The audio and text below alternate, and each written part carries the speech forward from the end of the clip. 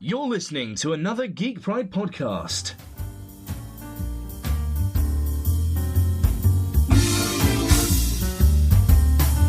Welcome to Gentlemanly Chats.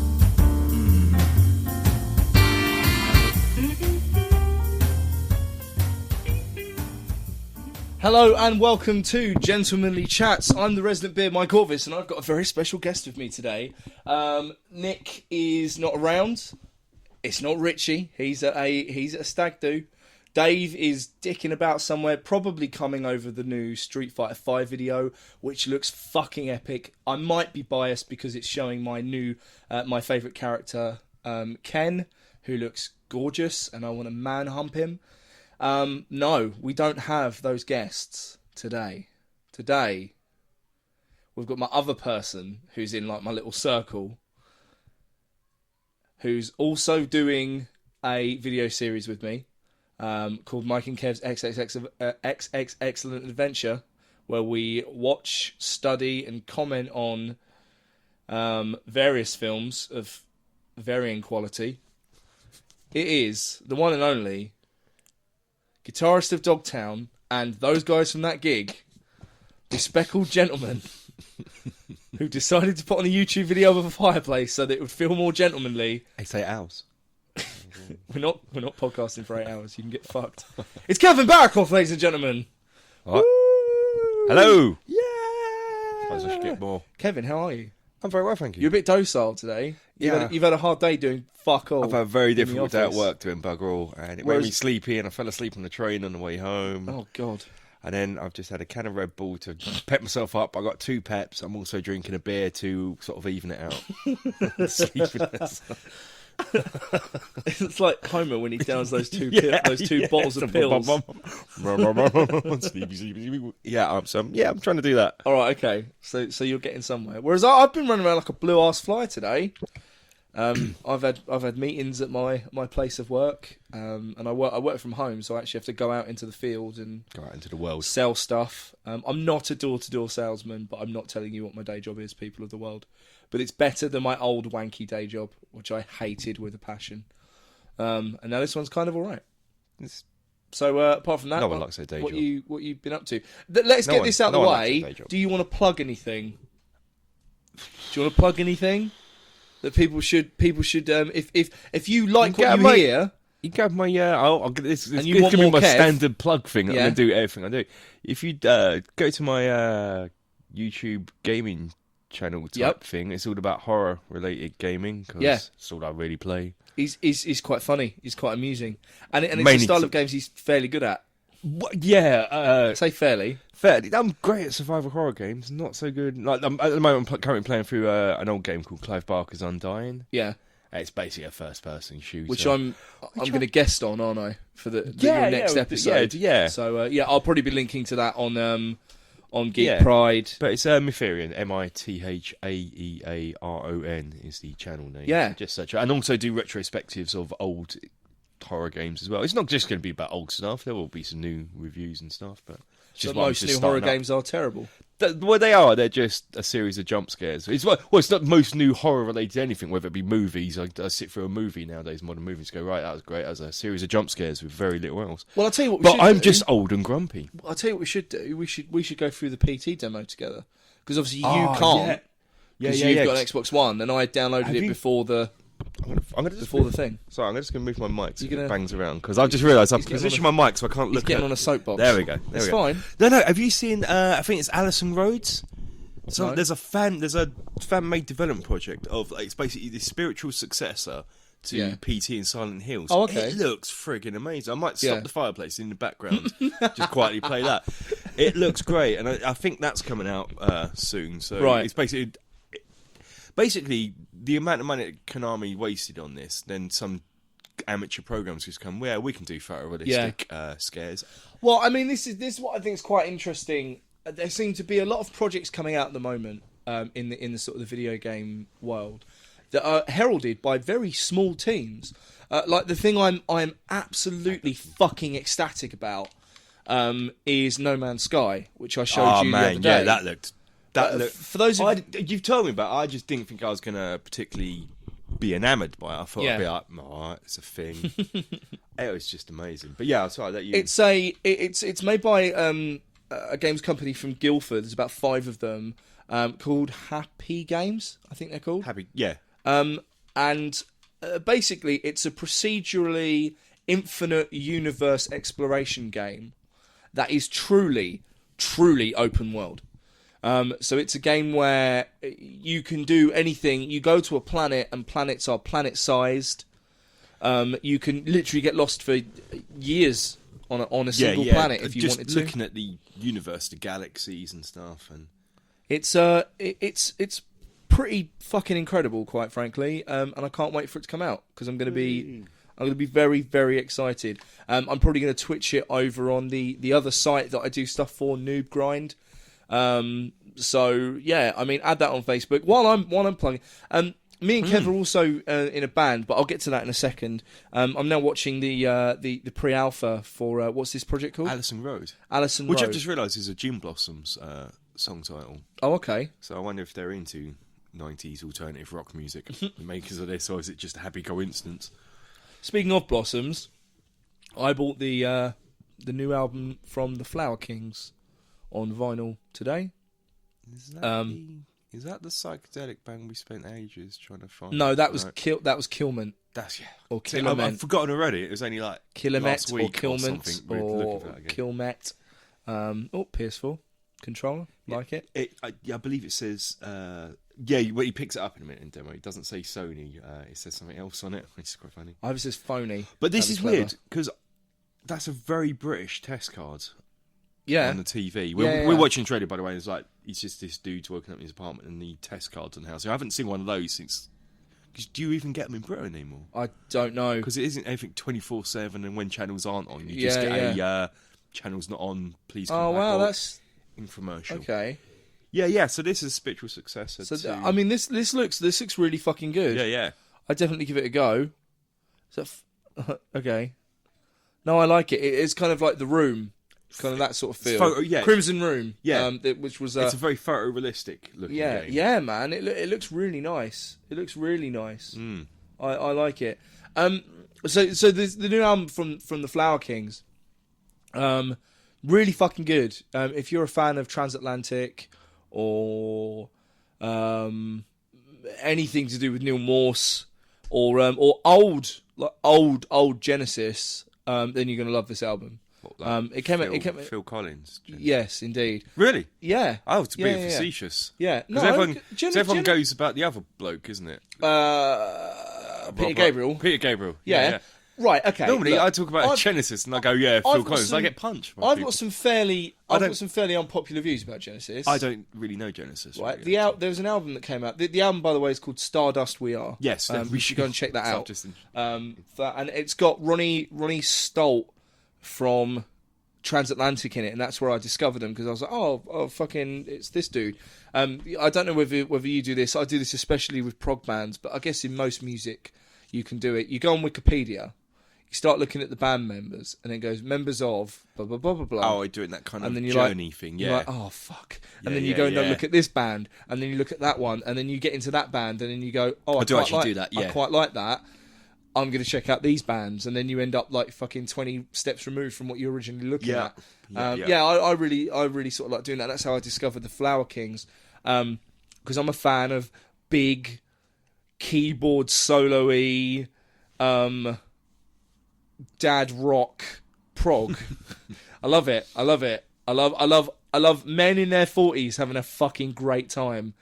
That are too sort of long in the tooth to be going, let's be popular, and just going. Just doing what. Do you remember the what they want? 70s? Yeah. That was really fun. Well, you do you don't want to just have to make whatever the conform, fuck we want? Yeah. Do you want a keyboard solo for 20 minutes? Well, Absolutely. It's kind of that's all that was missing from the gig on Saturday that you did with Toby and stuff. You had That was a little bit more. that was amazing. That's what I'm saying. But you just needed a keyboard player to complete that. That fucking gig, That man. was amazing. That fucking gig. We played the Oast House in Raynor. I'll give you the setup for the gig in a second. We had a bit of. Did we have a bit of a chat about this on XX Excellent Adventure? I think we did. I think we did. But it's fine because this will come out before that. Yeah. Because this will come out in about 3 weeks, whereas the other one will come out. So we're trying to build up. Yeah, I really like the water effect on that. Yeah, that it's was bloody amazing. That's really good. It's amazing. I can't.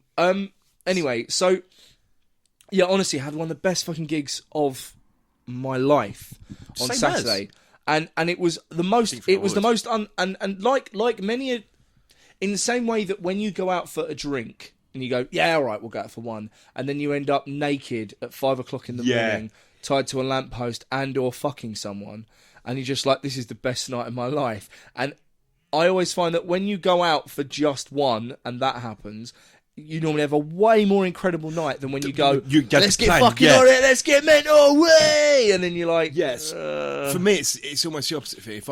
If I'm really similar, but if I'm looking forward to a night out and it's planned, I find I don't really enjoy it. But if I'm like, to be honest, I wasn't really looking forward. I wasn't feeling this gig. I didn't really look forward to it. Me neither. Because I was stuck in Ashford for 3 fucking hours.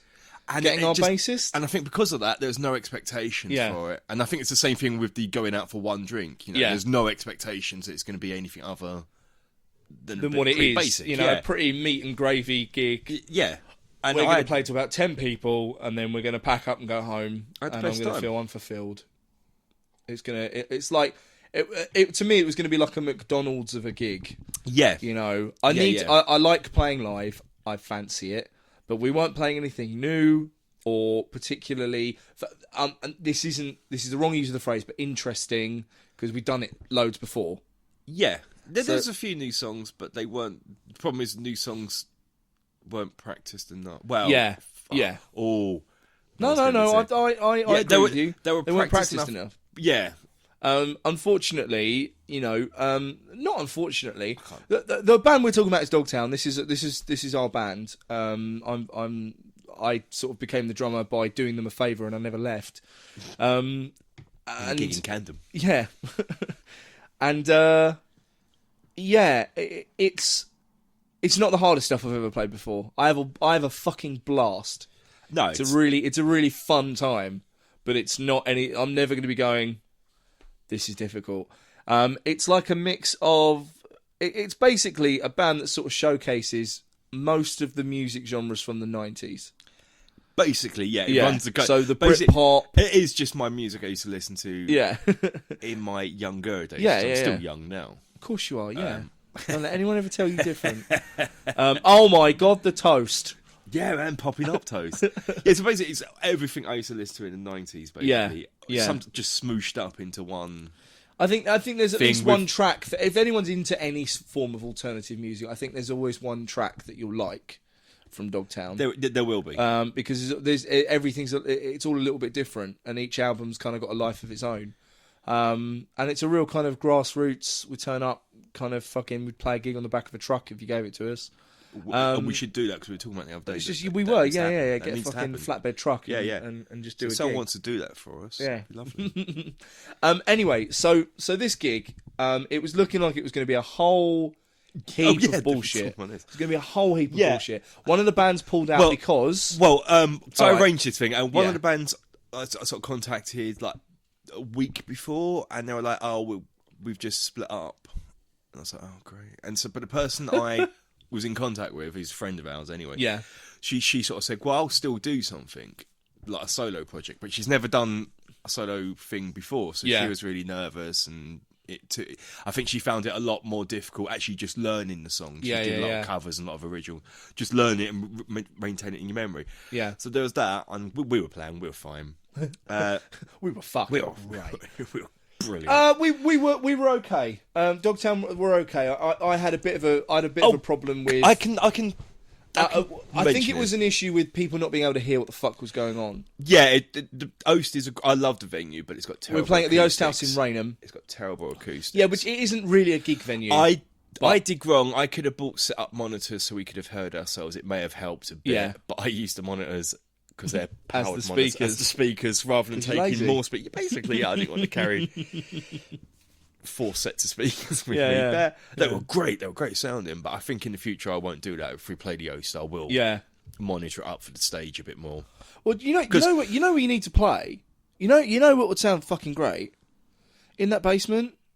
on the first floor. The only reason I choose that, but the Oast, by the way, is multi-story. It's 3 stories. It's a community centre, essentially. The only reason I choose that because that's the only place with a bar, and people who go to gigs do congregate by a bar. Yeah. And I really wish they'd sort of cared enough, or passionate enough about live music. They do care enough, but they unfortunately don't have enough money either to actually set up other bars, because the top floor is massive. I was talking about the fans, not the fans, not the people. Oh no, people who run it are very passionate. We'll have a word about the Midway music scene in a bit. I think you've probably got a lot to say. But anyway, yeah. So anyway, going back to the night of how bad it was. Yeah. About 2 days before, the band that was like the main band, the headline-y type band, if you like. I don't really like that term for local gigs. I just have a lineup. But anyway, it's the band that was on the top billion, if you like. About 2 days before, let me know that they can't do it because one of their members was at their nan's for dinner at 10 o'clock at night. 10 o'clock at night. Like that time when all nans are awake. Yeah, because all I can remember my nan when she was alive. I love her, God rest her soul. But she wouldn't stop popping around at 10 o'clock. 10 o'clock, she was raving. Yeah, she was on it. She was like, my nan as well. Passed away last year.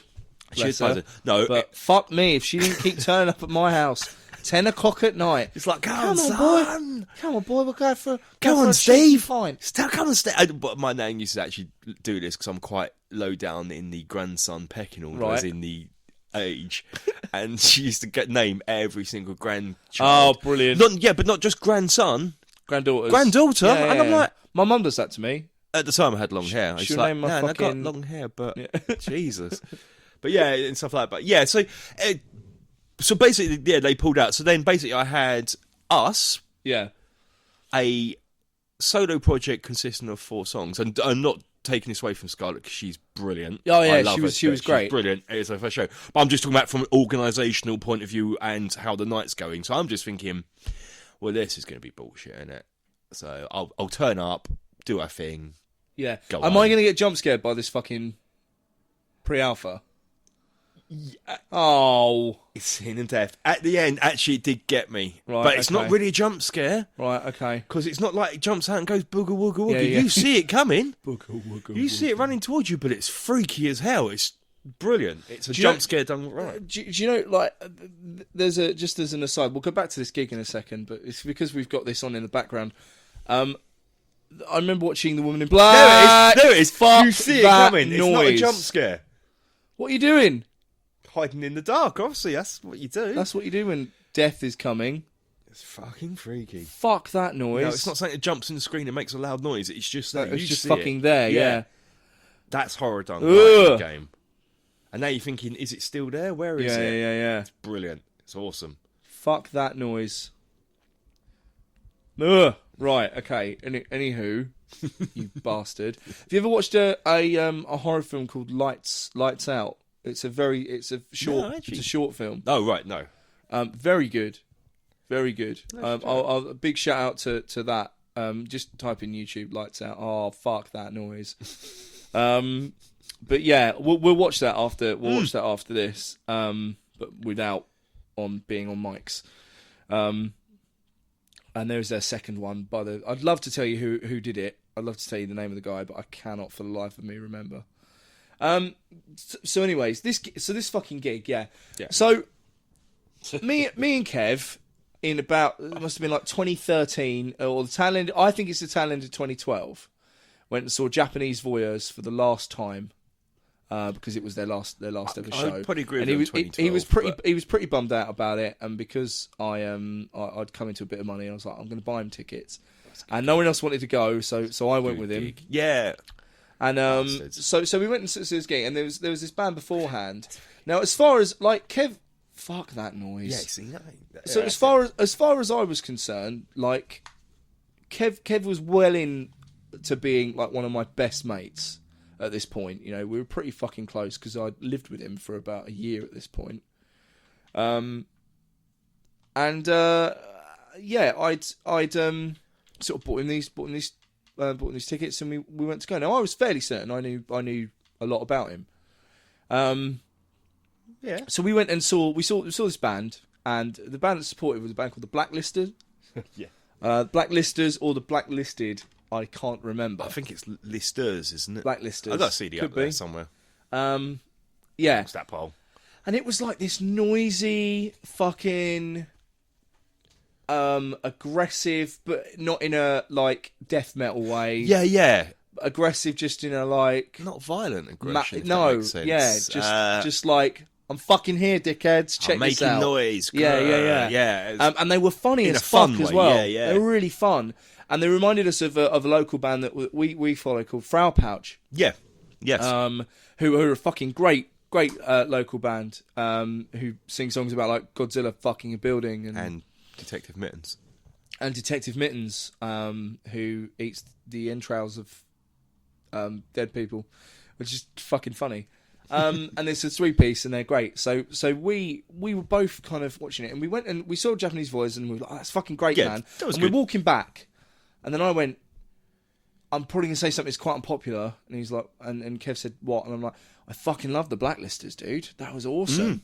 And he's like, yeah, me too. And I was like, what? But they were like noisy and post-hardcore. And he was like, no, they're like old hardcore. And I'm like, you like old hardcore? And then we got talking about like Fugazi and Sleep and Big Black. And I was like, that's like this new band every time I die. And when I used to talk about this, I think after that conversation, because I used to talk about hardcore music to people, and it was like we were talking about two totally different things. You were. And after that conversation, I then realised I was talking about two totally different things. When I talk about hardcore, that's the bands I was talking about. You know? Yeah, like old school stuff. Yeah. Whereas like I didn't realise like 2 chords. I and didn't a realise breakdown. there was a new stuff today Yeah. that was called hardcore. Yeah. And people are sort of naming these bands. I'm like, I've not heard of them. Must have missed them back in the day. And then we'd talk about breakdown. Yeah, breakdown and 2-step or whatever it is. I'm just looking blankly going, I feel we're on different planes of existence. Shout out to Pay No Respect, who are the local hardcore band who had done extremely well for themselves. And Feed the Rhino as well, who I think they've played. I think they played Download recently. But whatever, they're both very good bands, and most of the members of those bands are very, very nice people. So shout out to them. I remember when they played fucking the Rafa Club back in the day. So yeah, it was good. Anyway, so this fucking gig, this gig that we were at, not the gig that we just played at Oast House. We left there just going like, dude, fuck everything. Let's just do a band like this. And so on the train ride home, It was that very night, wasn't it? we were just we were talking about, and we were just like, oh, who should we get on bass? Who should we do this? And I just trying to came up with this. I went, no, fuck that, man. I'm sick of people. I was right in the middle of having a sort of a big fallout with Callous and Bury the Hatchet, and it was all sort of up in the air. Dogtown was going through and a bit like staffing issues. Dogtown was going through shit, and I was just like, do you know what, man? Fuck it. We don't even fucking need anyone else. Rah rah rah. We'll just do it our fucking selves. I'll play. And we took sort of the inspiration from Frau Patch, who were only a 3-piece, and a band called Iron Iron, who are literally a 2-piece. Yeah. And I was like, and we'll just write songs about fucking ridiculous fucking things, and none of it's going to be taken seriously, and we'll just do what the fuck we like, and if people like it, they like it. If they don't, they can fuck off. And we came up with a band name there and then, and we said, like, wouldn't it be really fucking funny to be at the bottom of a bill? So you've got, like, Frau Pouch, Punching Swans, That Massive Bereavement, and those guys from that gig. And so that's literally what the band's called, Those Guys from That Gig. You'll find us on Facebook, Those Guys from That Gig, and yeah, that's plugging over. And we're like, let's write songs about fucking like Big Bang Theory, and let's write songs about catching Pikachu in Viridian Forest in the first Pokemon game, and let's write a song about a clown having a wank, but at the end of his dick is another clown nose. Let's write a fucking funk track about what the fuck is that place called? Trumpton, because it was going to be called Windy Miller and the Rumour Mills. Yeah.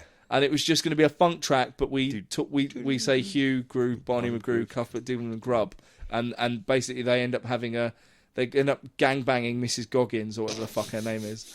So that's a track. And then we were like, yeah, we can like collab with other like random things, and we'll do albums where we just kind of do what the fuck we want, and we'll do, and then that, so yeah, and then we sat on it for fucking 3 years, I can't believe it's been 3 years, but you're right. Because basically we're lazy, and Kev went into full like Dogtown mode last year. Yeah. Because you were trying to write an album. Fuck all come with that because the album's still not done yet. But well, I mean, that's not the fault of the two people sat in this room right now. No, we are. I know we say we're lazy. I describe us more as slackers. There's a difference between being a slacker and being lazy. I find one of the best things you can do creatively. Not one of the best things you can do.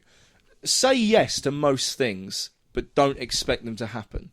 Yeah, and don't chase people.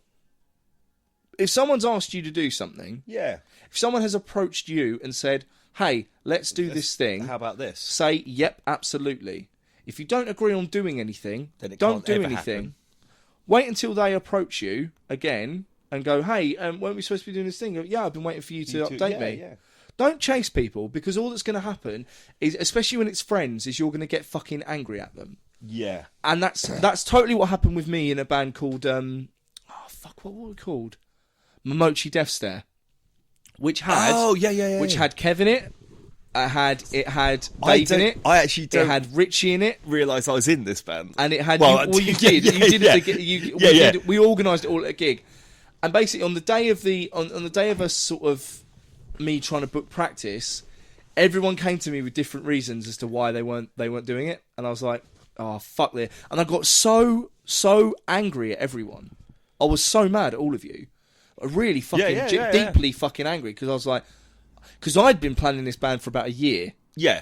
And people had sort of known, because it started out as a prog band, and then we had someone in it, I won't name any names, we had someone in it we didn't want to have in there anymore, and then we decided we didn't want to do a prog band, and I was like, why don't we just play grunge? And I was like, and then everyone went, fucking yes, we all love grunge. And I was like, let's get Kev involved. So then we got Kev involved, and then and Kev was in full on writing mode, and Richie was busy sort of, he was in a different creative mind at that moment. He's like, I'm not going to be able to give you 100% if I'm playing guitar. This was last year, wasn't it? It would be last year. And Dave simply couldn't play bass at that moment because his illness was bad. Yes. So I was fucking pissed at everyone, really fucking deeply angry, and I sort of realised that, like, it's not my place to be angry. Everyone came up with a legitimate reason as to why they can't do it. You are now projecting. You're being an arsehole. And I didn't take it out on anyone. I just kind of quietly seethed. Yeah. And then was like, oh, I'm fucking not going to hang out with them because they fucking do this. Like a proper fucking childish man-child fucking spat. Yeah, but we all have things like that. And then I kind of realised that, no, fuck it. Because I get frustrated with life. You know, if you ask people to do something, and it's sort of when I turned around and was like, and I'd had problems with artists as well very recently. Before that event, where I was writing a comic, and several comics and artists were saying, "Oh yeah, man, we'll get this to you, and then missed deadline. Fuck this, man! And I was just like, why is everyone treating me like a prick? Last year was the year of letdown. I'd actually describe it. Yeah. But we were going to do like a Chinese New Year thing, like the Kev and Mike New Year calendars, where you have this cycle. Last year was the start of the year of letdown. Yeah, all round. I mean, for all everyone, your stuff was massive, yeah. And because like work was letting me fucking down. And just like lots of people had promised lots of things, and they all fell fucking through. And some of those were legitimate fucking reasons. You can't find. When I say this, when I say about being let down, you can't always just say, "Oh, it was never." Yeah. There's always a year of disappointment. Yes. Let's do it. Let down makes it sound like you're trying to blame people. Yeah. I had such high hopes for 2014, and most of them fell through. 2013 was a great year. 2013 was fucking awesome. It was a brilliant year. So we went down to the beach a lot. Yeah. It was fucking, and we're like, 2014 is going to be a year of sketch. We're going to fucking do this, and nothing happened. Nothing happened. Or when something did try and happen, it fell through. Like I went down last year. I'm going to talk about this. They're not going to listen to this. All right, well, you can do it. You talk about what you like. Last year I went down. There's meant to be this whole big beach thing down with all my family and shit. Yeah. I took your, because you were working. Yeah. So I went down with Shell. I took your lovely girlfriend down, obviously with my wife as well. I should state this one night. You went on a creepy day with my girlfriend. Yeah, I took a creepy day. Had my niece with me. Yeah. I think her friend. So it's all meant to be this great day. And that ended up with me having a massive row of the family. Basically what happened was, we went to this little quiet beach, and then Hannah was hungry, I was a bit hungry. That's not to eat. Shell was always hungry. she has low blood sugar. She like almost like what's that thing called? Diabetes. Diabetes. But it's not. Diabetes. Diabetes. So we went off to get something to eat, leaving all our stuff on the beach. We went back to where we left everyone. They had all just buggered off. Yeah. So now we're in the middle of nowhere. They've got all our stuff, including my phone. Yeah. Didn't take that way. And by the time I got hold of him, I was seething, so I had to go and went home. Yeah. Yeah. So disappointment. It was just awful. Yeah. Bollocks. Yeah. This year's been slightly better. This year's been cool. It's been alright. Yeah. Yeah, I've enjoyed it. It's been a lot more creative. I mean, I've actually got artwork back from an artist. And she's working to exactly what I've said. So my advice to you anyway, if you're making plans, and I do this with plans now for anything, I live by my calendar, right? If you ask someone to do something, arrange a deadline with them there and then. And if they miss that deadline, you can then decide what you want to do. Yeah. Right? Makes sense. But then nothing's in the air. Nothing's, I'll get it to you when I can. Right? Always make a plan with someone. So for my artist, I can't announce the project yet, but you know, I've been giving her scripts and she's been drawing for me, and it's not Hannah. Otherwise I'd just tell you. But I don't know if the artist wants, because she's currently working on another comic that's sort of being created now. Tina. Tim. Call her Tim. All right. So Tim's my go-to name. So I read Tim's comic and got in contact with her and said, Tim, I fucking love your art style. I think it would really work with Project X. And she came back to me and went, I really fucking like the idea of Project X. So I sent her a couple of scripts and she was like, these genuinely made me laugh out loud. I want in. And I was like, cool, well, draw me a couple of concepts. We'll have a meeting on such and such date and let me know how you feel. She turns up at the pub with a fucking portfolio under her arm and shows me the pictures. Mean. Oh, well, she's this is what I've been working on. Oh, nice. Fucking A. Cool. I'd been really sort of burned by artists before, so I kept it really broad and said, let's have a meeting in a month. If you draw me one page, I'll be totally fucking happy. In a month. Right? So that's more than fucking enough time. Right? But everyone's got lives. Everyone's got shit they got to do. Yeah. You know, so that gives Tim the scope. So if Tim fucking forgot about it for 29 days, on the 30th day, really, if you really crammed, you could still get something done. Get it fucking done. Yeah. Right? So we came back to them. We met last week, in fact. Tim's drawn 3 fucking pages. Nice. 3 pages. Nice. And they're fucking brilliant. How many pages are you planning, Giselle? Well, we're planning to get. Don't be like we're planning to get 12 out. What, 12 pages? 12 pages. We're planning to get 12 done. So she's a quarter of the way through. Yeah. We're planning to get 12 pages done in the bank, and then if Tim can work at a rate of 3 pages per month, which would be perfect. Yeah. Right. I'd say that's almost good. That way we can set up a web comic site, release a page a week, and then in 3 months we'll have another 9 comics. Yeah. And then we'll do the same again. And then we'll just keep doing it. We'll just keep fucking doing it. Every 3 months, another 3 comics. Until we get to, let's say, 22. Yeah. And then we release a comic. Of all of those. All of those, physical comic. Release. All of those together. Nice. Maybe some ad space. Yeah. And then we've released a comic. Then we'll take a month break. Tell you what. And then we'll just keep doing it. There's nothing like doing a physical release or something, just for the sense of achievement. Exactly. If you're a creative type. I know. It sounds so fucking silly, but like the session. I know nowadays it's all about digital, the digital world. But as the artist, just having. I was going to say as the artiste, as the artist.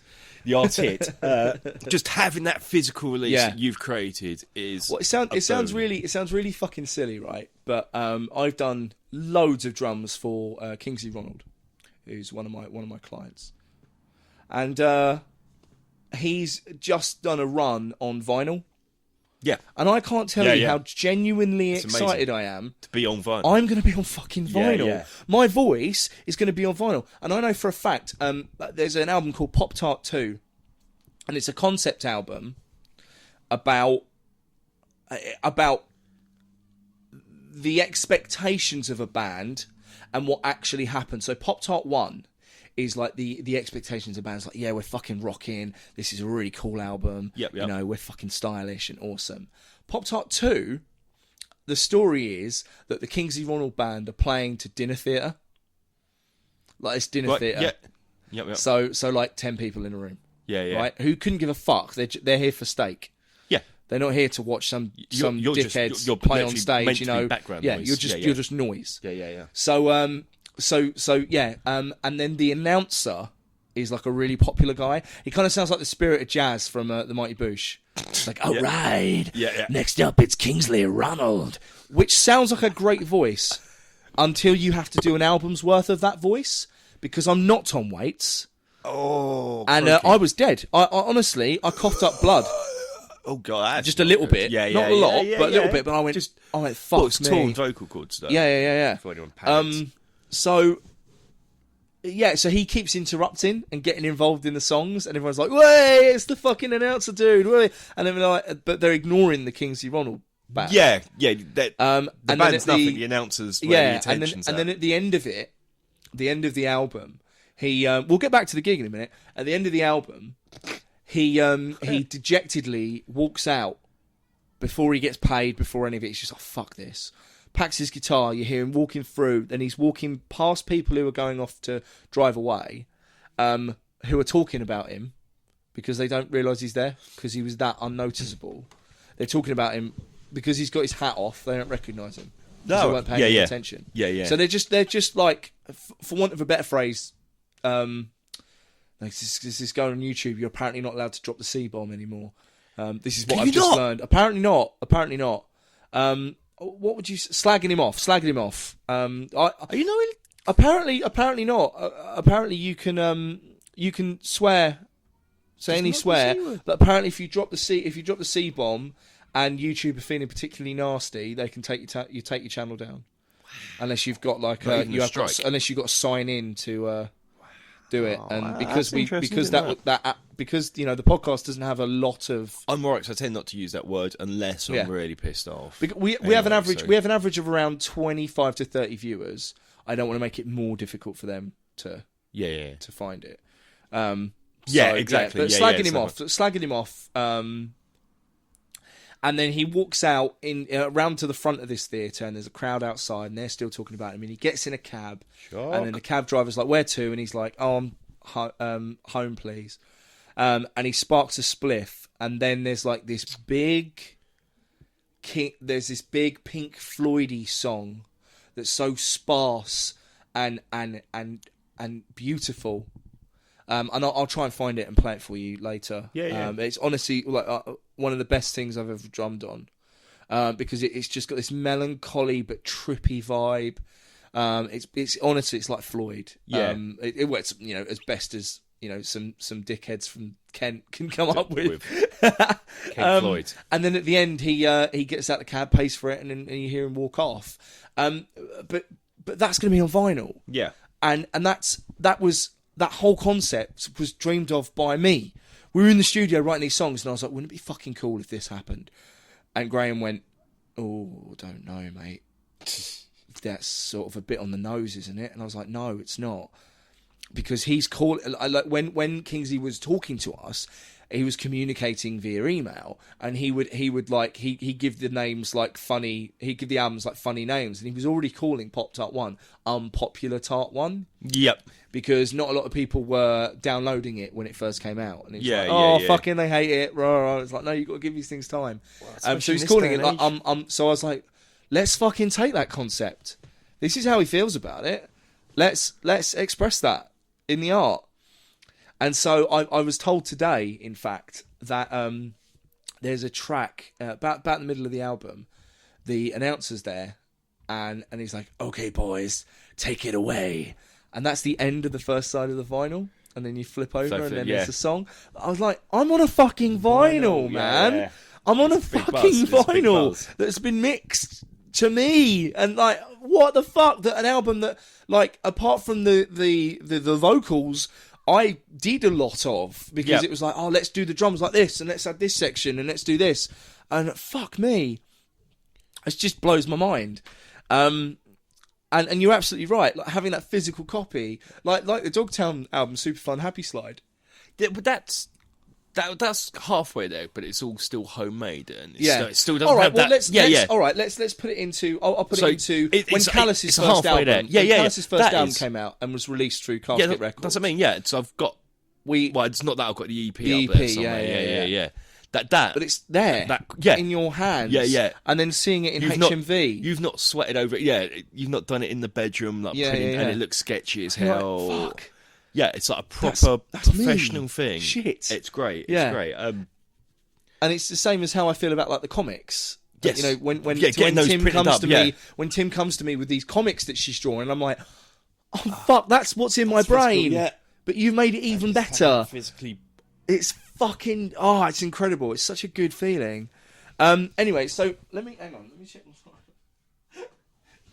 I like this because we are we're already 42 minutes into it. No, I thought this was just like an intro and awesome. Getting going. No, man, this is fucking great. I've still got shit to talk about. I've made a list. Yeah, I sort of got a mental list. Yeah, It's no, just it's the fine, intro man. Like, about what we if did it at the if it gets really, really long, we'll just break it into 2 parts. But I don't mind just sticking up a massive video. This is why you need to be a regular guest, man. Like you you got knowledge. So this fucking gig. We decided like the day before. We decided the day before. Is it the day before? Yeah, we went. Yeah. I jokingly said to him, "So I guess we'll see the debut of those guys from that gig then," because it had been a running joke for a while now to sort of just go, Should we play from our set? And we both went, well, it was almost funny. Shall we get together to write some stuff? Is the funny thing. Should we get together and write stuff? Yeah. Should we have a little practice? Yeah. Should we do a gig? Never going to happen. Yeah. Because it was a piss take. Because it was a very sort of like off the cuff. Don't get me wrong. I wanted to do it for yeah. But so the songwriting process happened. Like at Dogtown practices, people would go out for a smoke, and we'd just be like, he'd be riffing on something, and I'd be like, let's do this. Yeah, I was like, let's do a song about this. It'll be funny. So we had, and so we had like three songs written. Of songs. Yeah. Not full songs even. Oh yeah. And just seeds. Just and it was quite sort of interesting, and that first gig has really shaped now what the band's going to become. But anyway, so we're going. So I joked about it, and he was like, "Well, fuck it, yeah." And I'm like, "Yeah, all right." And we got to the gig, and he was sort of in pre-gig mode, and I was having a bit of a worry now because I'd set up my kit, so I now had time to think, and I was going, we've only got 3 fucking songs. One of them is a minute long. The other one is literally the phrase... 2 seconds? Yeah, it's literally the phrase, fuck, I hate waiting in queues. And the chords are just the... And I was like, fuck, what are we going to do for 20 minutes to half an hour? I don't know. And yeah, this is why you're panicking, because going back to what I said earlier on, where I said I don't really like the phrase headline slots for local gigs, I decided to put our song what would be traditionally on last the headline slot. And Mike, you're all freaking out. And it's like, of course, I'm only now really realising why the freak out, because me, I'm just like, and also because you were in full music. gig mode and you were trying to set stuff up, you were really blunt. And I was like, because I was going, I was like, I'm really short on gigs. Like, I'm just like, can I get the information across? I was like, can we do this? And he was like, I'm busy, mate. Busy, and then walked off, and I was like, we're on headline. We're on at this time. This is what I'm doing. Oh, it's not nasty. Or anything. No, it's just short, getting the information across. But you get into a bit of a sort of a paranoid thing, because I'm sat there writing out, and I'm like, because I'm not realising, I just don't see headlines. And this song and blank. I don't think you should have headline acts in local bands unless you're a big established band. Yeah. I find it all pretentious and poncy and up your own arse. Go, we're the headline act. We've got 400 fans on Facebook. It's like, oh, fuck off. Yeah, if it's some big band that you've got down, before that, a guy turned up, a guy called Toby Van der Peer. He's a fucking phenomenal guitarist. Because also I knew. I said to him, I sort of sent him a little message saying, because he said he was coming, he's a friend of ours, and I said, yeah, bring a guitar. Yeah.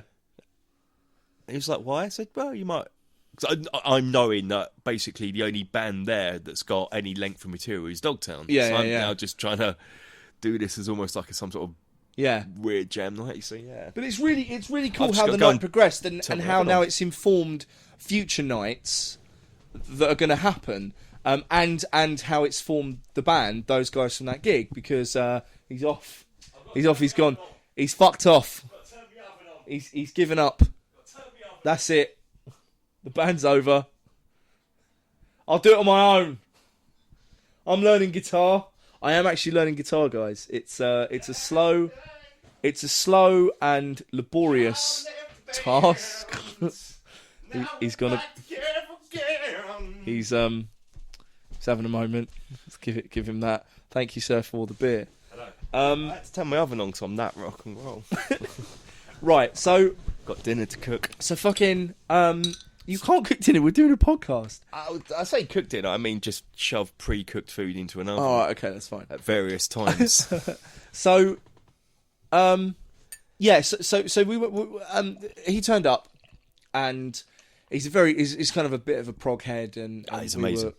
So Dogtown finished, and then we just kind of got him up, and me, Steve from Dogtown. That actually took a lot of work because he's a great guitarist. But he's really down to earth with it, and he was like, "Oh, I don't want to take over, man." Yeah, and he thought he was stepping on toes. Yeah, I was like, "No, there's no toes to be stepped on here." It's yeah, and it wasn't until like basically I shouted at him, I just went, get on the fucking stage, yeah, already, for fuck's sake. And he was like, "I want to play with you, Kev." I'm like, "If you told me to do that, we're totally different league." And I'm not one of these people that sort of belittle myself. I know what my limits are, and I know I do.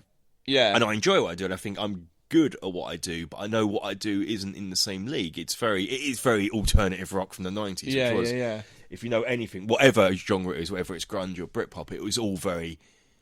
I'm not even going to use the word basic, but all very what it was. Yeah. Not easy. It's not easy. I'm not saying it's easy to play. It's just all what it was. And he's in a whole different realm of reality. Just to do prog stuff is different to doing, that alternative rock stuff. And all I can say is I really wish I had a video camera or some sort of recording device, because it was like magic unfolding. I kept on having to go into a corner to hide the boner. It was really good, man. It's honestly the first time, I'm not kidding, the first time that I've been able to jam with people and do exactly what I want in terms of play prog. Yeah. Because the musicians I played with were great, but none of them I've played with the prog heads. No. So I say, let's riff in 7. Yeah, and everyone goes, my brain. Because it's not 4/4. Fuck. Which is what I do, which is what will happen to me when Mike was there. I'll be like, Yeah. And I'll try and play in 4/4 and play in some weird time zone, but that's by the by. You play your own fucking time. Yeah, I have my own time. 7:15. What? So I'm not going to try and work that out. But yeah, it's literally you just look at each other and go 6, 5, 7, 7, and then we just riff on it. And I was able to like really bust out the chops that I haven't been able to do. I only ever do on my own.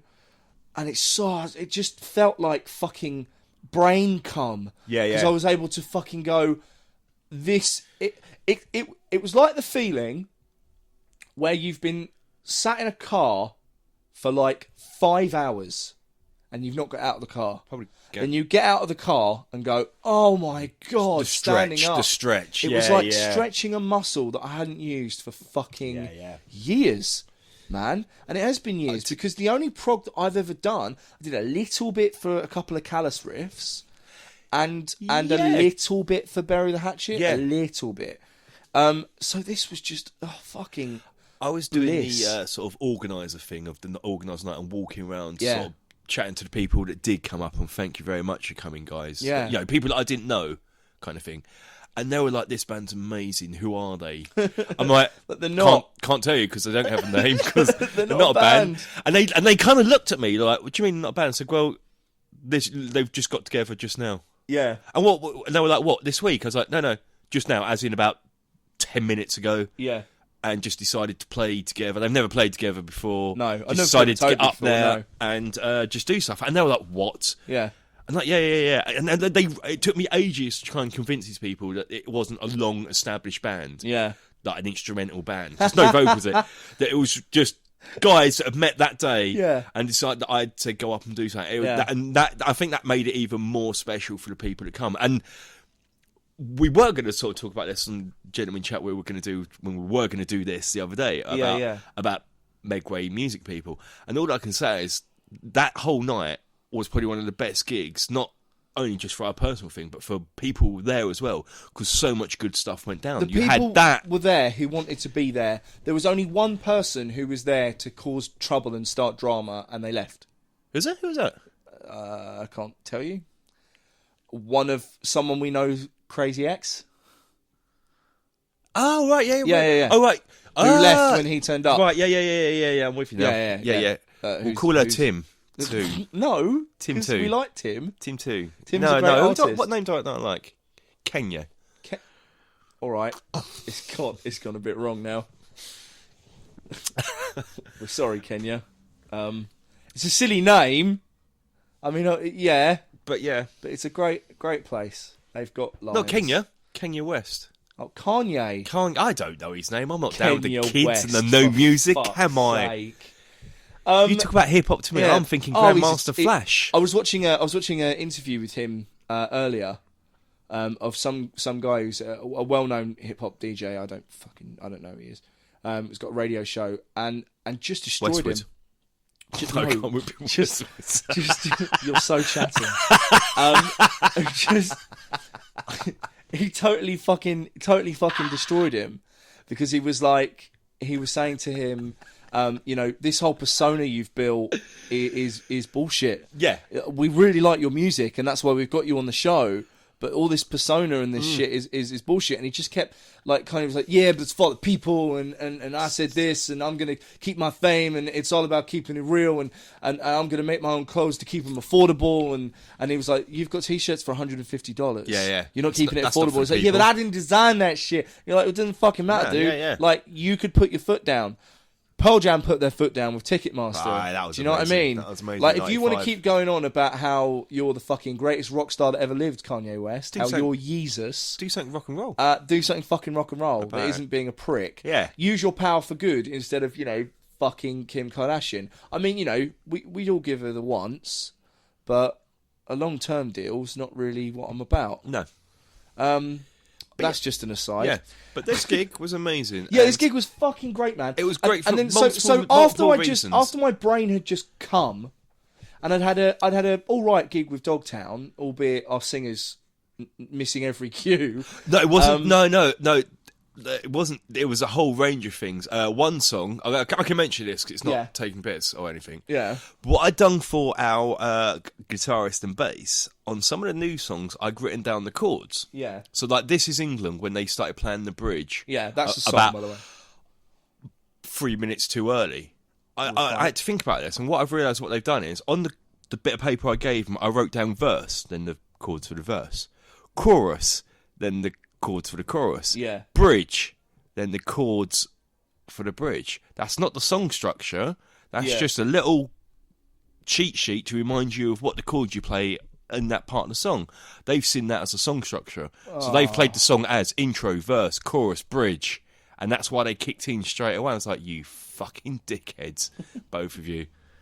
It took me ages to figure out how they've come in that soon. I suddenly realised what it was. I was looking at the sheets I gave them. I was like, oh, they've just seen this as the song. This is what I've got to play. Not using their savvy and going, this is what I've got to use at this section of the song. Balls. But then we went on. And after a bit of deliberation, actually, because you were like, do you want to do it now? Do you want to go on? And I was like, yeah, fuck yeah, I want to go on. Was this on the... after the prog thing, yeah. So Kev was suitably twatted. Well, yeah, because as soon as I start play Dogtown, that was it. He just started drinking. drinking. Yeah. And so we went on. And... Because that's the other thing about the Oast, drinks really cheap. Yeah. I mean, and we're not talking about like cheap drinks either. We're talking, because I'm a real ale drinker, so we're talking about, Witchwood ales. We're talking about some really nice stuff. There's really affordable local ales from local areas from Whitstable. I had Trooper for like £2. Yeah, Iron Maiden's Trooper. It's fucking great. Yeah, it's cheap. You're not going to find it anywhere. for that money. Yeah. So it's dirt cheap, and that's the thing. So when we finish playing, you can drink really cheap, which I did. So I was obviously drinking through your. Which is probably why it made it amazing. Amazing. We're actually terrible. Like, and you're like, blah, blah. And I'm just in my mind. I'm seeing like, it like we're incredible. 4 troopers. You've got like two beer. It's It's like the headphone equivalent of beer goggles. Like beer headphones. Beer headphones. It sounds fucking incredible. Amazing. I get that with death metal. When I'm pissed, when I'm like really pissed, if I hear death metal, I'm like, this is fucking incredible. There's quite a few music I get, and then I go, you hear and then I hear it later and go, oh god, no, oh god, no. What was I thinking? I had a really interesting chat coming out of the local vinyl shop today. There's a guy talking about Is that the one in death metal. Chatham? Yeah, the one in Chatham. Right, Yeah. I can't remember what it's called at the moment, so I'm not going to plug it in case it's wrong. But it's opposite Argos in Chatham. If you're ever in Chatham, it's a great shop. If you haven't been there, really go there. his Go there onions. for a holiday. There's some good B&Bs. Go to Chatham. There's some good B&Bs. There really isn't. There is. There's some good B&Bs. There's one Premier Inn up the road. There's loads of Premier Inns in Chatham now. Yeah. Oh, You got the one up by us here where we are now. Yeah. Then you got the one down by the student digs now, and there's another one. Premier Inn. You can also pick up prostitutes from New Road. So I mean, that's good. Do you know, when I was younger, a teenager. Please tell me you picked up a prostitute. Yes. Okay. But I didn't realise they were prostitutes. Okay. Because I used to live in Chatham, in sort of Wiles Road in Chatham, but I used to go to Rochester drinking, like me and friends. And so, but I'd always used to walk home and go along that way. I just see these women now. I'm thinking, what are they doing? They should be so. Because I introduced you drunken logic as a young teenager. Yeah. And one of them just walked past me and goes, "Yeah, you're looking for a good time." I'm like, "I'm still in the mood to party." So I'm like, "Yeah, I am. Let's Come on, let's do it." And just started walking along with her. And then she's talking. Suddenly it's all kicked in. I'm like, "Oh!" And then I'm suddenly looking round at all these women. I'm like, "Oh!" And then that two sort of go, "Oh no, sorry. I thought you were just like." I thought I was incredibly attractive. I thought I was like walking along, like Saturday Night Fever, John Travolta, going home, and you've just been like fucking like Spider-Man 3, strut, like Spider-Man walking on, giving that strut with a flippy haircut. Yeah, I'm like, it's kind of disappointing, really. I thought, that's fucking incredible. I nearly picked one up on my scooter. Now I know what they are. That's a true story. I nearly picked one up on my scooter. What, again, deliberately knowing what they were, or just the same thing? Yeah, no, just the same. I had a scooter with a fucked alternator, and so occasionally it would just stop. So I'd have to roll to wherever I was and pull over. Of course, and exactly at the point it shouldn't have happened. Yeah, I pulled over, and she starts walking along. Oh hi, and I'm waving, and I'm like, oh fuck no, don't wave. Yeah. So she starts trying to sort of come over to me and get on the scooter, and just as she's reaching me, my scooter's drawn back to life. I'm like, I'm really sorry. Yeah, man, it was fucking terrifying. I was like 17. I was like, fuck, I haven't got the money. I think literally, this is what went through my mind. I would have been 18. This is what went through my mind. I haven't got the money for a prostitute. I'm tapped out. I'd just come back from a jam night. I'd spent all my money on the 2 beers I was allowed to have. I'm like, I haven't got any money. She's gonna and in my head, because I was like still quite a good Christian boy, I was driving home having a minor panic attack about what could have happened, because I was like, oh fuck, and we'd have had sex, and then I wouldn't have been able to pay her, and then oh god, and then I'd have had to ask my mum for money, and she'd have asked me why. The awkward, terrified, knocking on your mum. Mum, are you awake? I need money for a taxi. Mum, I need money. Yeah, for taxi. How much? Prostitutes. Well, I had a hand job and a blow job, so I was 120. Oh dear. Right. So this do the gig. So this gig. I'm going to run off a game, so I've got to go to the oven and do oven stuff. Right. Go and do that. It's fine. Right. So this gig was fucking ace, because we didn't really get a. We had about a 5-second fucking conversation about the songs. I'd written them down on a piece of scrap of paper on the back of like a menu, and we started playing, and what it became was a live show where we would interact with the audience, and it sort of became noisecore improv, because the audience, in our conversations and interactions with each other and the audience, that would come up with the theme of the song. It was then my job to come up with the lyrics and the drum beat, while Kev played whatever riffs that came to his head when he was utterly twatted. And after the gig, people were really genuinely fucking digging us. And then we came home and got drunk some more, and I created a Facebook page for us, because I was like, let's fucking be a band now. Yeah. And Kev was like, yeah, we're going to be a band. And then it went really well. It went really well.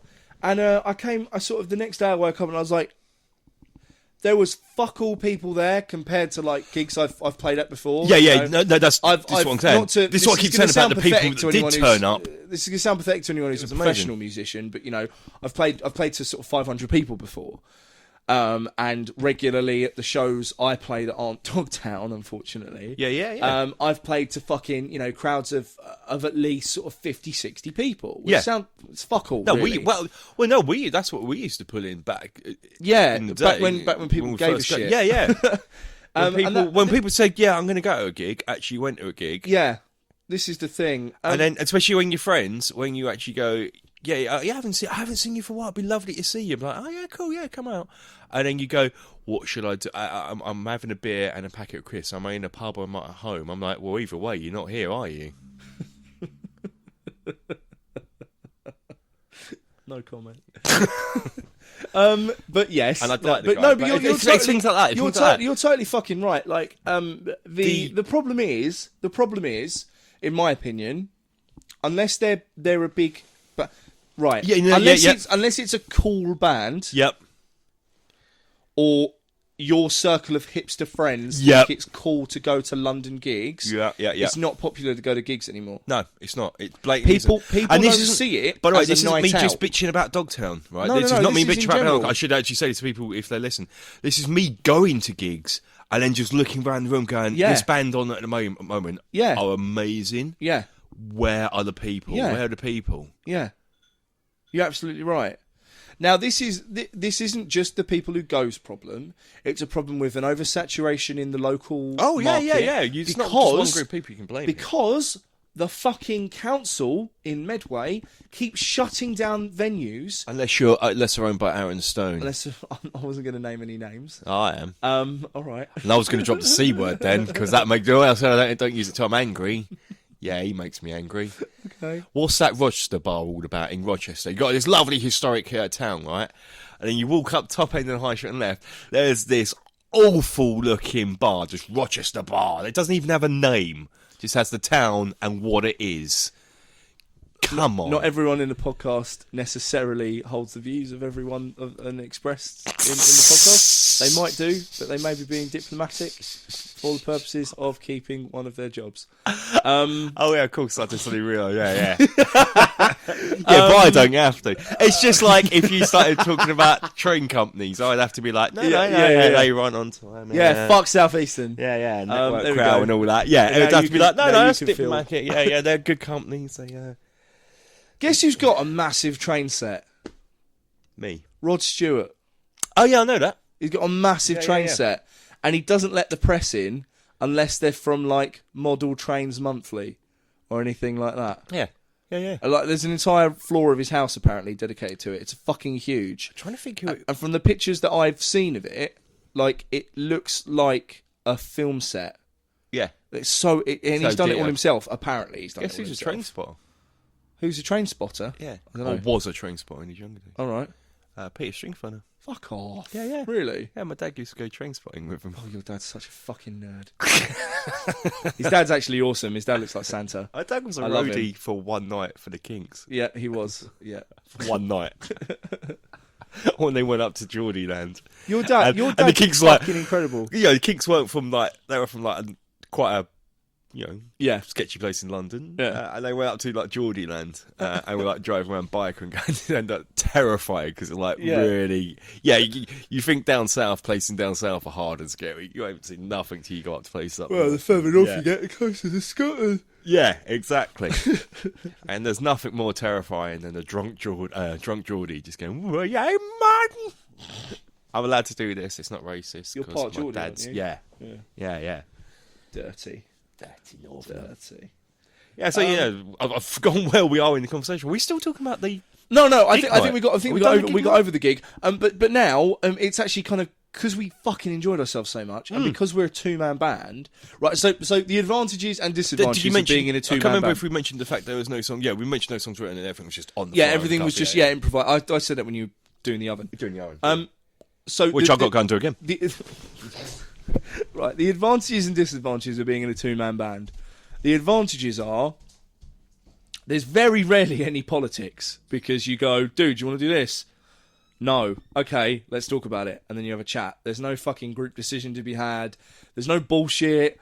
You can practice in a living room. You can fucking... you can do what you like when you like, especially when you're like doing it with one of your best mates, because you just go, let's fucking do this. You want to do this? Yeah, cool.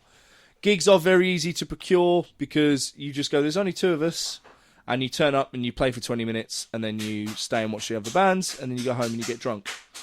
It's very easy to transport because I've got enough room for one person, an instrument, and my drum set, so I can get us anywhere. And it's fun. It's fun. It's fun. I've only ever seen a 2-man band have problems once, and it was fucking the funniest thing I've ever seen. It's a 2-man metal band. I won't mention their not Chas and Dave. I won't mention their names because I think they're still going.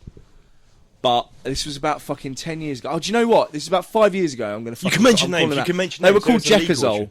Never heard them. And they were a 2-man. I don't know if they're still going. They were a 2-man metal band, and one of them had a fucking meltdown on stage because one of them was going, play the fucking song. Yeah, but we're not doing that fucking song, are we? Do you know what? How can you have on stage? 2 of you. I can see it on the band because obviously. And then he went, and then the other one went, I'm fucking sick of you. And then they played the song. That's getting all right.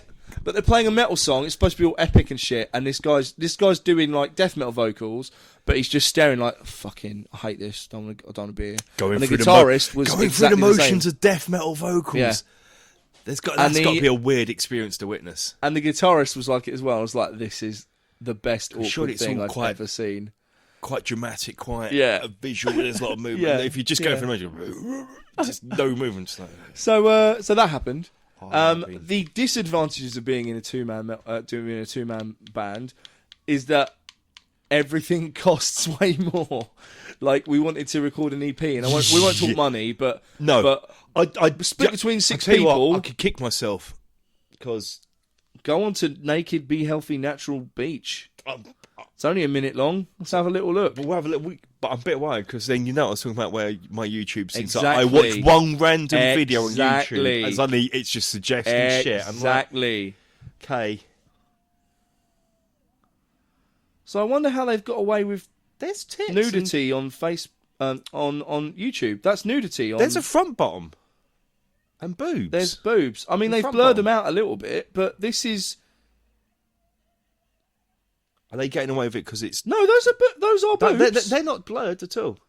There's no blurring. I mean, if I was... That's not a nudist beach because there's just people walking around fully clothed in the background and swimming in the background. This is fucking brilliant. That's just for ladies. And there's literally nudity on... Oh my goodness! Christ, I just saw what she had for lunch. Everything. This is fucking incredible. What's this video called? Oh my god!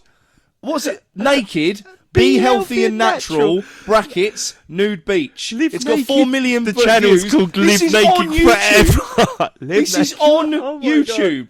I am seeing things that I don't see in porn right now.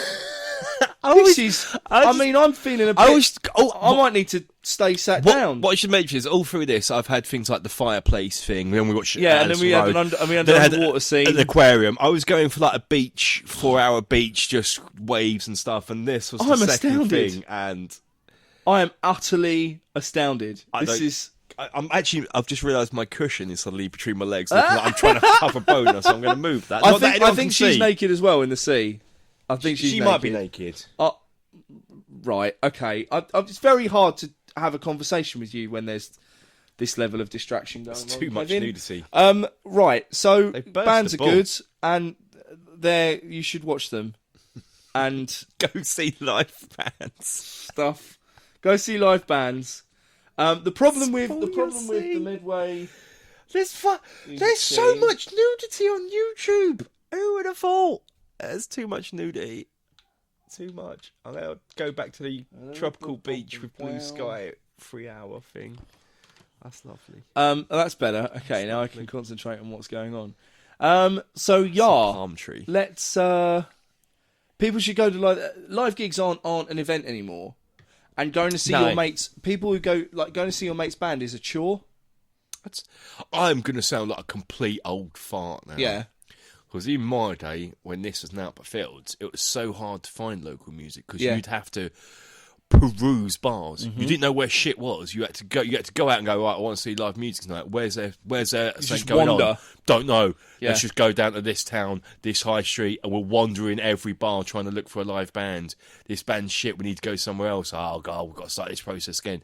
Nowadays you can sort of plan something, and I think sometimes that's almost a problem. There's too much going on.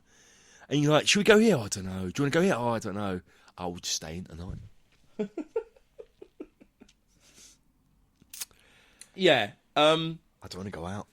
People, and also the latest generation of kids have all got an ism, right? They're all living in a social media bubble. Yep. They're all staying in. Yep. To watch people play video games or play video games or do anything like that. And that's right? the thing. That's which is great. Into that. That's cool. That's totally cool. Everyone's like connected and fine. Yeah. But I also go out to gigs. I also do stuff. This current generation do not go outside. No.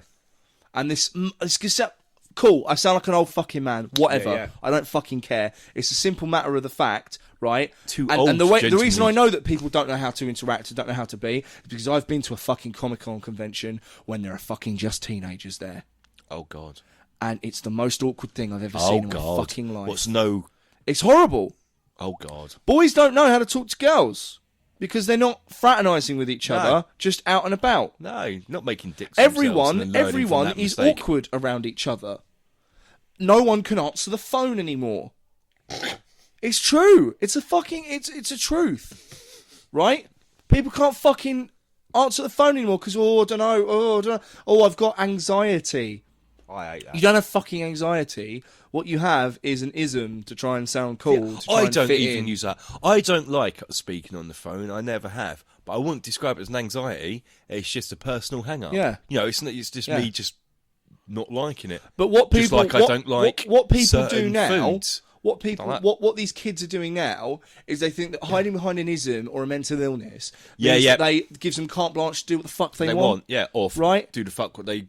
And do nothing. The reason this might sound like I'm just gone off on a rant, but I've literally seen and heard people go, I wanted to come out tonight, but my anxiety. Yeah, I wanted to come and see your band, but I've actually had that. But I had crowds. Yeah.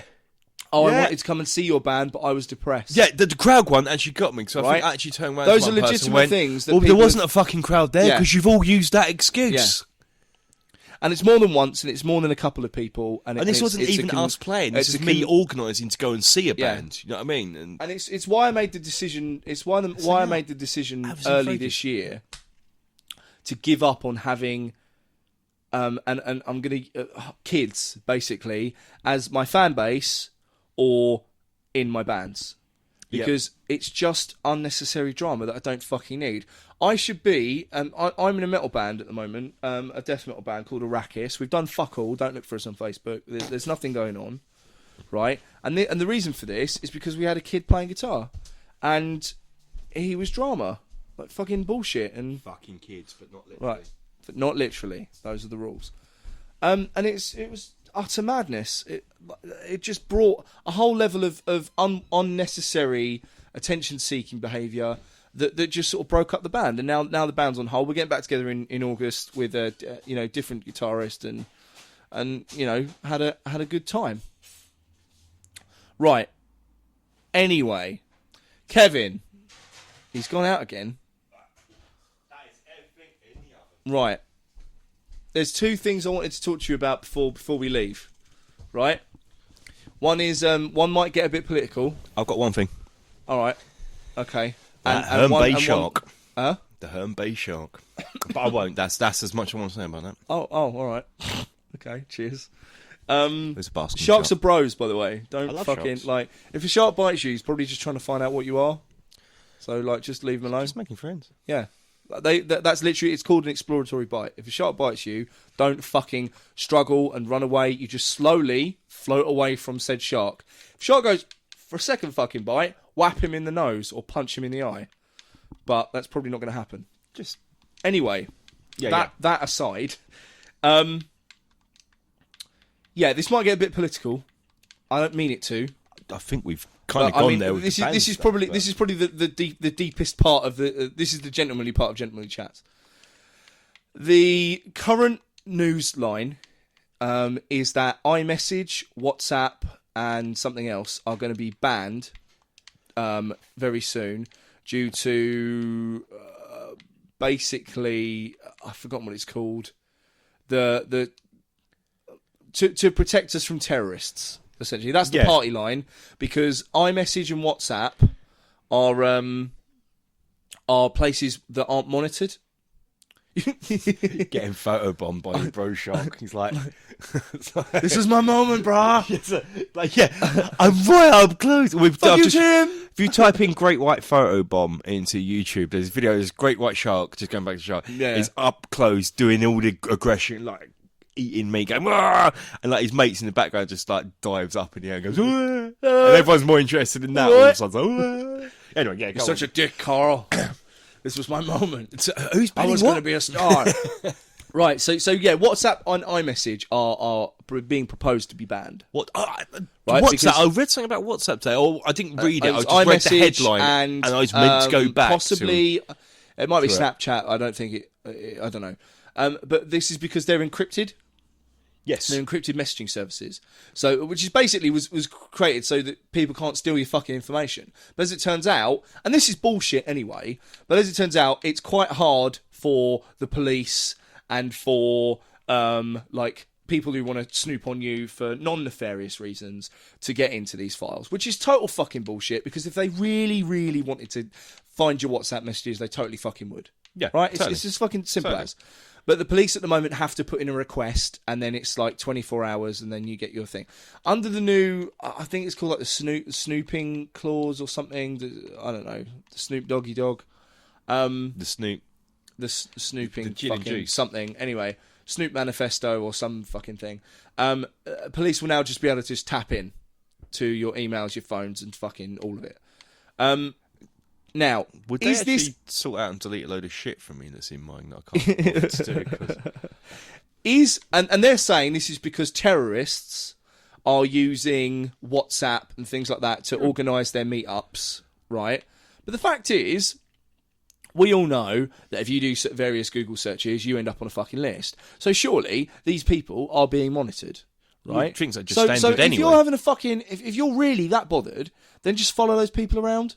Like tap into the GPS on their phones, remotely fucking hack them, like you can do. You don't necessarily need to, and you could totally have a look at their WhatsApp messages anyway. I'm not entirely the best person to talk to about this, but because I'm not really that techie. Richie would probably be able to fucking shout me down and go, no, actually, this is happening. But now, one, what do you think of that? Two, is that really happening? Because a lot of my friends who are quite media savvy, followers of Snopes and things like that, are saying, much like Ebola allegedly was. This is very much a smoke and mirrors to mask something else they're doing, like TTP. A lot of stuff when it comes to tech is. Yeah. And a lot of stuff is just... So they're going, WhatsApp's being banned, so that everyone's up in arms about WhatsApp when they're trying to pass something through, like the TTP, be some sort of which is legislation thing, which is basically a law that where it's like a new trade partnership. Basically, cool. I can't really explain it because I'm not. As a career, I am a software engineer. Yeah, that's my job title, senior software engineer.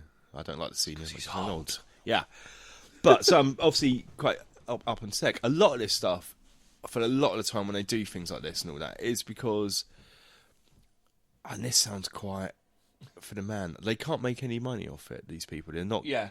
Basically, it comes down to tax. Yeah. Like WhatsApp, no one's making money off it apart from WhatsApp. They don't like that. Yeah. So they're going to ban it, and they'll do it in the name of what's the biggest paranoia at the moment in the world for the Western world is terrorism. So they'll just go, it's because of terrorism we're doing this. Yeah. And the masses will just go, yeah, man, because, we're fighting the terrorism. And it's just to do with that. And that annoys me a lot. And then, again, my wife's in. Going in to do with social media is... a lot of that is you see it posted on walls from idiots going, Yeah. Hello, Shell. Shell. You're now officially part of the podcast. Oh, that's a bit... Park around the corner covered in fecal matter, probably. She's a nurse. Good times, yeah. No, I'm not. Shell... I'm just knackered. I've done the job for 3 people. Shell killed the nurse fantasy for me very early on. It did it for me. When I sort of first came to know. I can say this because she won't mind me saying this, but she had... Oh, well, I'm going to tell... I was going to tell this story. What? Go on then. Right, okay. So basically, like, we as I mentioned before, we all used to live together. And I say we used to live together. I lived with them. That's living together? No, it's different. We didn't go, guys, let's get a fucking house. This is a great idea. Let's all live together. It was I've been dumped and left completely fucking destitute. I'm going to turn up on your doorstep crying. Please take me in. Oh, he's staying for a year. Apparently. All right, okay. That's how it really went down. But yeah, one day Shell came in and she was in a nurse's uniform and I was like, oh, hello, looking good. And because every sort of red-blooded male's got the all naughty nurse, because they've all seen fucking Carry On films and they've all gone, oh, bit of nursey, nursey, like it. And I went to hug her and she went, don't touch me. Someone vomited fecal matter on me today. And that is a thing, by the way, people. And that killed my boner forever. Fecal matter is a thing. Yeah, people can vomit. No, it's not fecal matter. Let me say, that's also a thing. Fecal vomit. Fecal vomit is a thing. Yeah. It's probably also a grindcore band. Well, I wanted to call our band that. We are not. And that wasn't allowed to be called fecal vomit. No. Yeah. No. Yeah. Then Dogtown happens. So yeah. Sorry if I've just killed any of your nurse fantasies, but share my fucking pain. Yeah. Sexiest uniform on earth either. No. Well, it was until you ruined it. With your words. But yeah. So that was. So do you think it's all a bit of a smokescreen and they're doing something nefarious, or do you think? Yeah, but it's whatever that nefarious probably isn't a massive conspiracy theory. It's just something minor. They just don't like it, so they're doing it under the pretense of terrorism. Yeah, okay. It's not anything mega or anything. It's just we don't like it. We'll do it under, and that's what most things are in this day and age at the moment. If they say they're doing something for the anything related with terrorism, so yeah. Because let's face it, like the atrocity that happened in Tunisia, that wasn't a WhatsApp thing. What did banning WhatsApp would that have prevented that? No. Yeah. No. And to be honest, if you're a terrorist, you're best not using technology. Just use the post. Yeah. No one checks post anymore because no one uses it. That's your best bet. Go lo-fi. It's the best bet to. I shouldn't give people ideas. Use ham radio. Right. So basically, I was having a chat with someone earlier. I want to close on this. I want to close on this. Thing? Yeah. Two things. Yeah. And it's my. The Nerdist podcast ends with the words "enjoy your burrito," and what they mean by that is that like the burrito's sort of the present, right? So like just fucking enjoy it, yeah, enjoy it. Enjoy the meat. Take time to fucking take stock of what you're doing. So I think Gentlemanly Chats has been going. This is probably number 45 or something by now. It is, Could be higher than that. Before we get to number 50, I think it's about time that we got a fucking. She's talking to the cats, by the way, because she's a fucking nutcase. She hasn't seen him all day. Yeah, so there's got to be a conversation to happen, and then I'll be told about what the cat's doing while the cat's doing it. Cat's eating. This is my fucking life. Rubbish is dinner. Good, that's brilliant. I'm really happy. Thanks for telling me that, friend. Right, so anyway, I was fucking. You properly cackled like a witch. Then that was incredible. Hello, everyone. Don't believe anything he says. She's a good person. Oh. See what I did there? Way, way. Fuck you and your rules. Right, okay. Anyway. I stopped cooking for you. So I fucking well I've been doing the cooking tonight. you're I've had to taking your top disappear off. to the oven. No, right I'm now. not. I'm not taking my top off. that's a shame. I mean, hang on, this is audio. Whoa, Shell, what are you doing? Oh God, they're in my mouth. Like the nudie speech they're in all my over face. again. We found naked people on YouTube, Shell. And then Right, and they were really naked. Like, I've seen Yeah. porn that's less naked than those people, and you didn't have to sign in. There wasn't an age restriction, right? Talking like you've never seen a naked person. No, but this is Not on on YouTube? Not only on YouTube, it's on the fucking app on YouTube. yeah, this Which is the hasn't got all Xbox of YouTube One. videos. Yeah, this is the Xbox. Censored. Right? Yeah. It's fucking ain't. It isn't. And 4 million people have seen it. 4 million people all have seen under it. the We'll show you the pretense. video. Children. Yeah, we'll Yeah. show you the video in a minute. It's fucking Yeah, go and incredible. get- They're all go- playing volleyball. I'm gonna get clean. Yeah. It's like a slightly more sexy version of that DOA. scene from Top Gun. Oh. All right, we went in different directions. That's all right. I mean, women, yeah, football, Oi. blokes. I might have Hanging with the Boys on my iPod, whatever. It might come on, and I might keep it on and sing. Playing with the boys. Anyway. So I was talking to someone today, right? And so enjoy your burrito, like fucking enjoy the present. Yep. And I think, before number 50, we should fucking come up with something. I know obviously Keep It Geek and See You Next Week has been sort of the sign up. Yeah, I like the sign that. off on thing. But also like that one, I might just publicity. I might add something to it, right? So fucking just get it. So I was thinking someone like I'm having a falling out with someone I really like. Who I like quite a lot, and I was getting a third party's opinion on something because I was like, look, I just want to make sure I'm not mental here and I'm not the one in the wrong. So I said, am I mad here? Am I the bad guy here? And my friend replied with, no, not at all. It's a lot to deal with, on a daily basis, especially when you've been trying to help for a long time and it's not sinking in. I'm like, okay, cool. I'm not the bad guy here. And I said, thank you. And I said, fuck. All I want to do is make music, write shit, fuck brains out, chill, repeat, occasional holiday, and a house in the country, like in some woods, and a bigger beard. Hell, a bigger cock. And a horse called Nigel. Come on, Nige, eat your grass. She replied with, Nigel, I love it. Love it. I was like, no, you live it, bitch, daily. Nigel is love. Nigel is life. She's like, that's awesome. You need to get a Nigel the horse tattoo. We all need to.